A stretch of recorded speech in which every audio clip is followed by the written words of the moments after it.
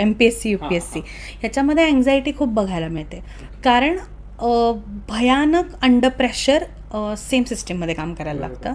एक दुसरं म्हणजे की परिस्थिती, ज्या परिस्थितीतनं ते आले असतात ते करायला, ती पण खूप वेळेला म्हणजे एवढी काही सपोर्टिव्ह असते. म्हणजे पेरेंट्स सपोर्टिव्ह असतील पण अदरवाईज फायनान्शियल स्टॅबिलिटी असतेच असं नाही. सो खूप चॅलेंजेसमधनं ते आलेले असतात.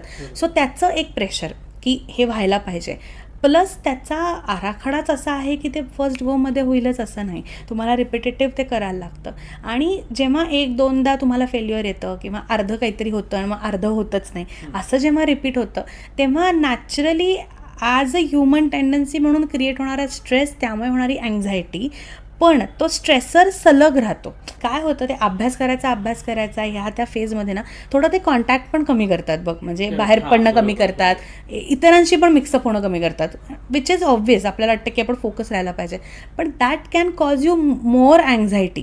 कारण तुम्ही एकटेच आहात, तुम्ही बोलत नाही आहात, तुम्ही 24/7 तेच करताय. बरं, तो एक काइंड ऑफ ना ती प्रोसेस पण थोडी ट्रॉमेटाईज करते माणसाला, की मी 2दा केलं आहे, मला फेल्युअर आलेलं आहे आणि मग इथेच माझे मार्क गेलेले आहेत वगैरे वगैरे. सो हे जे आधीचे एक्सपिरियन्सेस आहेत, जेव्हा ते येऊ नये म्हणून ॲक्च्युली थोडंसं बोलणं गरजेचं आहे. थोडा टाईम स्वतःला रिलॅक्सेशनसाठी काढणं गरजेचं आहे. झोप पुरेशी घेणं महत्त्वाचं आहे, किंवा जे काही एक्सरसाइज असतील त्याच्यासाठी ते 5-10 मिनटं तरी काढणं गरजेचे आहेत.